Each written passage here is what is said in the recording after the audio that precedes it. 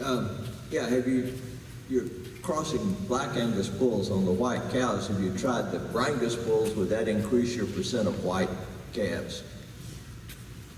Dr. Garrett asked if we've tried Brangus bulls, and we have tried Brangus bulls, and so if you look at the percentage black Angus, you'll see some off numbers, and that's because the dam or grand dam was sired by a Brangus bull. And they will also produce the white calves, but I'll tell you, I can't tell you if we can increase the proportion or not, because I just don't know if we can. It would be interesting. Now, when you come out there, we had a yearling bull last year, and he was kept in a pasture by himself, being supplemented on his own, and he escaped in with a group of black Brangus cows. And he was in there, I don't know, maybe a couple weeks. And this year, we've got 3 or 4 that have already been born of big white calves in that herd. So I know the other way it works a little bit. Yes, sir. In your presentation, when you discovered that the cull cows were mainly coming from the cattle that were shipped in, what did you attribute that to? Environmental change, or? I know it was 2 different type of cattle. One was longevity, and the other was the bigger stock cattle. What I was wondering is, in the longevity, you were better off because your cattle production was a longer run. And in the other one, it was a heavier cattle with more milk production. So did you figure out to which? Was it the environmental change? I know if I buy cattle off of improved grass and put them on woods pasture, I get a toothpick later on. But if it's the other way around, you do well. That's a good question, and everyone heard that. My supposition is, and I think that my colleagues would agree with that, that the cows are producing so much milk that under our nutritional environment, we can't maintain the body condition to support reproduction. So grass difference. So it's nutrition, yeah. And so my colleagues up north said, John, you work in nutrition, just feed the cows more. You know, they'll get pregnant. They're probably right. If we fed them more, they would, but they're out there working right alongside those Brangus cows that are getting rebred. And so you made the comment about longevity versus body weight, size of the calves. And that becomes a balance between how much nutrition you want to put in them to support that milk production or not. So you've always heard that question. Would you rather have an open cow weaning a 600-pound calf or a pregnant cow weaning a 400-pound calf? So that I don't know we have to have either or, but often we deal with that, don't we?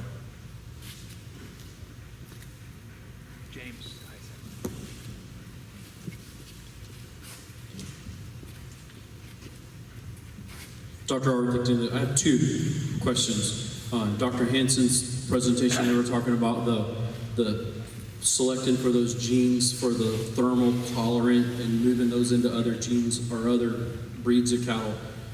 So if that's a positive, is there a negative for that? And then back to the Angus cattle that were brought in, how many different sire groups were in that represented in those embryos?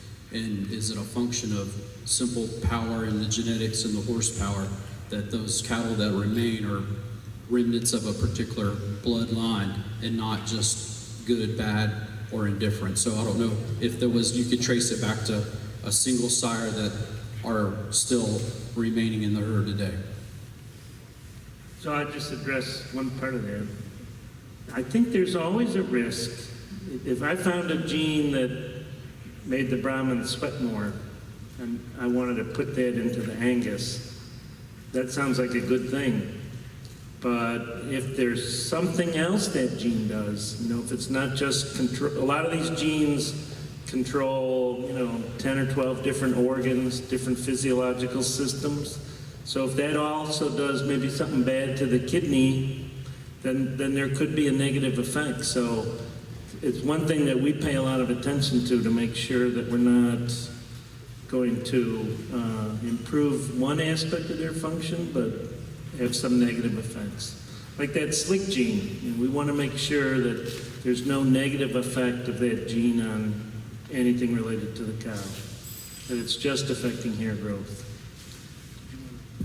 And then I'm going to let Dr. Riley, James, comment about the sires, because he's the primary author on that study, and he knows a lot about them.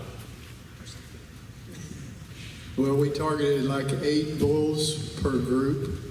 So that's about, and without remembering specifics, that's about what was represented in those 81 calves that we began. So, and I don't know the answer, what daughters that remain from the Kansas group, do they all come from a single sire or a couple of sires? I don't know that. John's shaking his head. One thing I would add is that genetically, think about this, you cannot be best at everything, okay? That's just a genetic principle.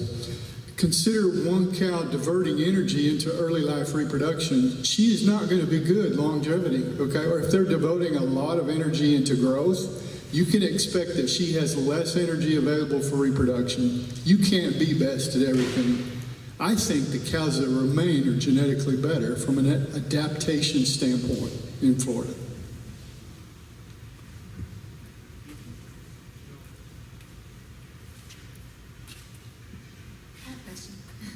So it seems to me that the heat stress has a cumulative effect. So my question is, if I have a cow and she's on heat stress today, and somehow I took her off of this heat stress, how long would it take for her to not have these effects anymore, like the bad effects of the heat stress?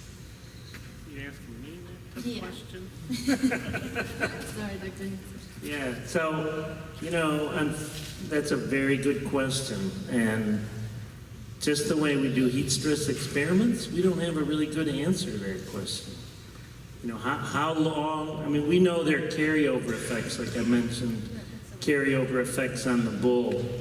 But, is it just 1 day of heat stress, 2 days of heat stress that's enough to cause that carryover effect, or does it take a prolonged exposure to heat stress? For the most part, we don't really know the answer to that. I think for reproduction, you can get a carryover effect with just a few days of heat stress when it occurs early in the life of the ovary and the egg.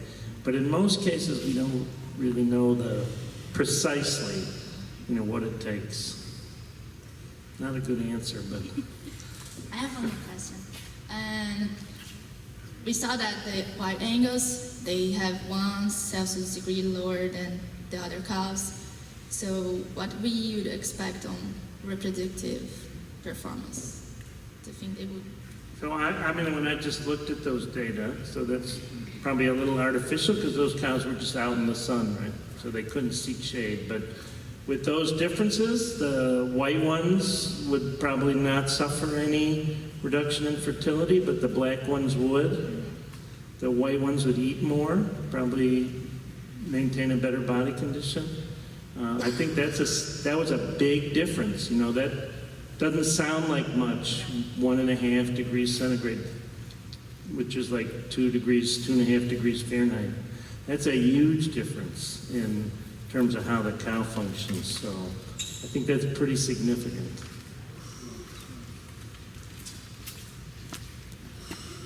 Yes, the 2 lecturers, Dr. Arthington and Dr. Hansen, seemed to conflict with one another. You were recommending embryo transplant, and he said you only got 81 calves out of 250 embryo transplants. So that doesn't make your lecture very believable. I did notice that.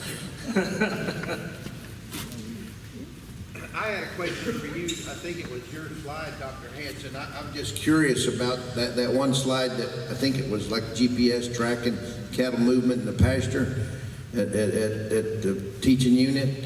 Are you going to attempt, I know you said you weren't sure how you were going to analyze that data, but were you going to try to study both genotypic and phenotypic traits of animals and how much time they're loafing and how much time they've got their head down grazing? I'm just curious about that because I think nutrition is a huge part of all this, and if they have fewer opportunities because of heat stress, they're shaded up, they're not keeping themselves in good condition. So it's longevity of the cow, supplementation, everything. I'm just curious about that. That's what we want to sort out. Unfortunately, we can't tell whether they're grazing, right? We can tell, from that GPS, we can tell if they're moving or stationary, and we can tell where they're located.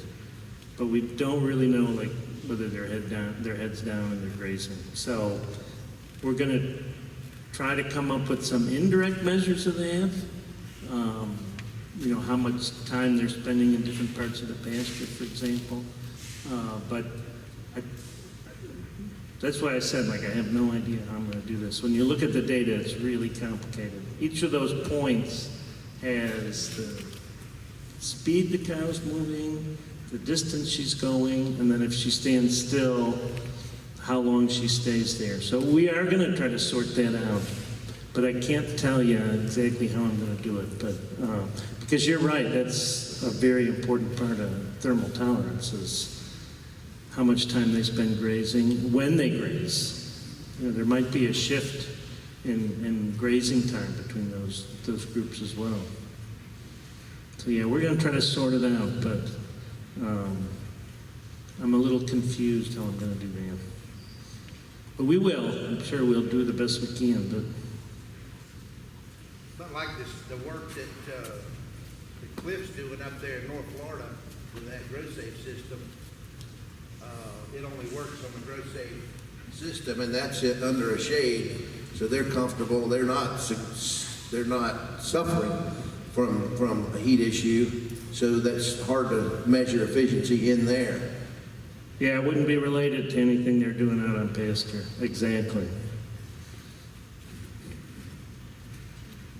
Yeah. Any other questions? I got a question. I don't know if it was in the information, but I was wondering, out of all the matured cattle in the herd, how many of them actually had calves this year? And what is the average age of the matured cattle? So I've got that number in terms of pregnancy rates. Austin Bateman, do you remember the number? The white cows this year? Yeah, percent that were diagnosed pregnant.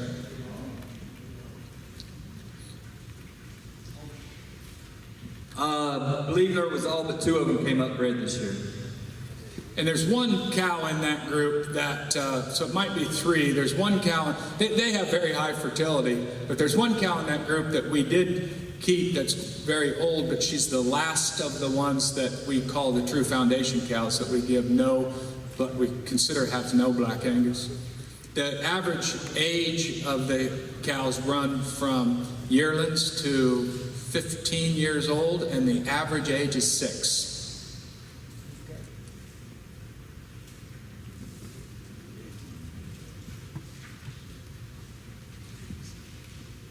I wondered if you guys have done any kind of forecasting on what it's going to cost you guys if you follow through with this. And I know you have some kind of plan if someone didn't buy them. I'm trying to figure out how I would make money with these animals, and I wondered if you guys have done anything like that.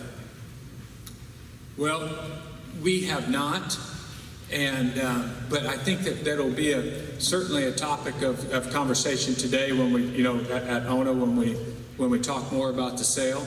Some ideas that we have are where we think that they'll have the most significant value, certainly in Florida, but probably in other countries where people have white-colored, zebu-influenced commercial cows and want to enter into a crossbreeding program without creating anything other than white. And this will be an opportunity to introduce Angus genetics into those cow herds like Brahman and Nellore in a crossbreeding program and have white calves as a result. And so semen sales from the white bulls would be one area, as well as offering embryos maybe sexed embryos, where those females could be sold and introduced into commercial cow herds in other countries. So those are some ideas that we have.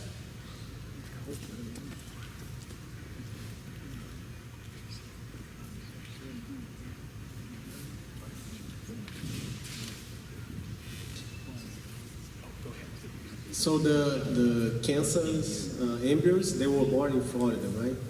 So don't you think they were sort of adapted? I mean, if you brought the heifers, adult heifers, they would be a totally different story, no? So the question was, and I didn't explain that clearly, about where they were born. They were brought here as embryos, transferred into cows, so both sources were. And they were gestated here at ONA and in recipient cows and born here. So they were all gestated in ONA and born in ONA, despite source.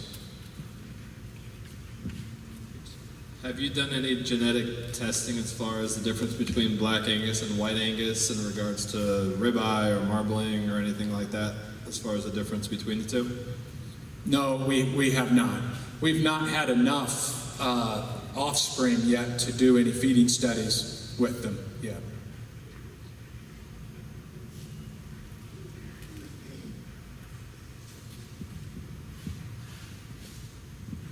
I have a question for Riley. I don't know if you mentioned this, did you notice any difference in the production based on the variation of the color of the cows? And do you think that eventually the color will be related to the production depending on where they are, say Texas, Florida, Wisconsin? Be sure you clarify what you're talking about. The variation The lower crossing?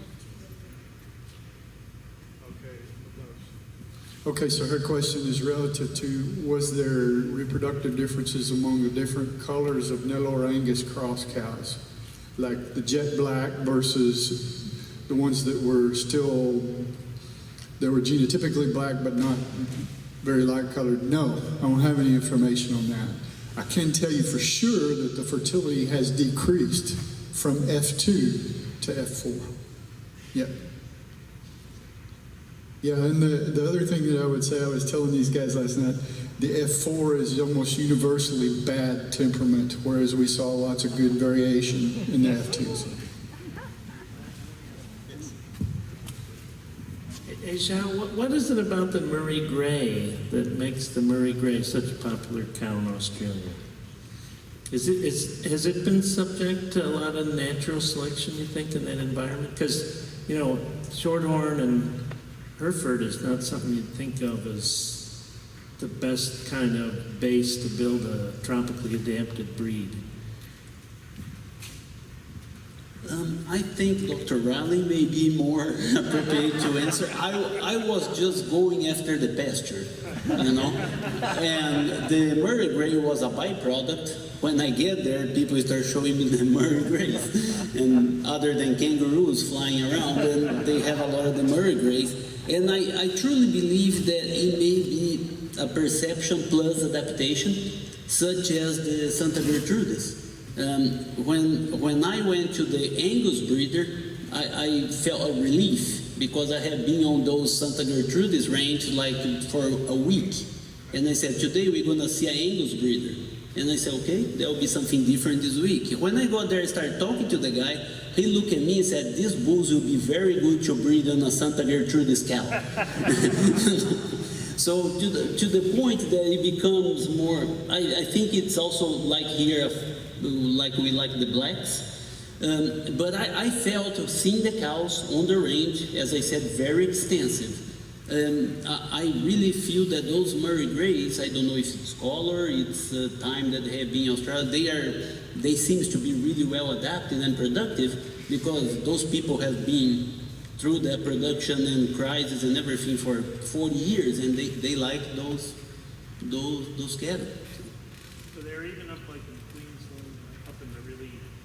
Yeah, that is where most of the time that I spend seeing cattle. It's probably about 5-6 hours from the coast, going west, places that can be 20 inches rainfall. So it was quite in the western side, quite extensive.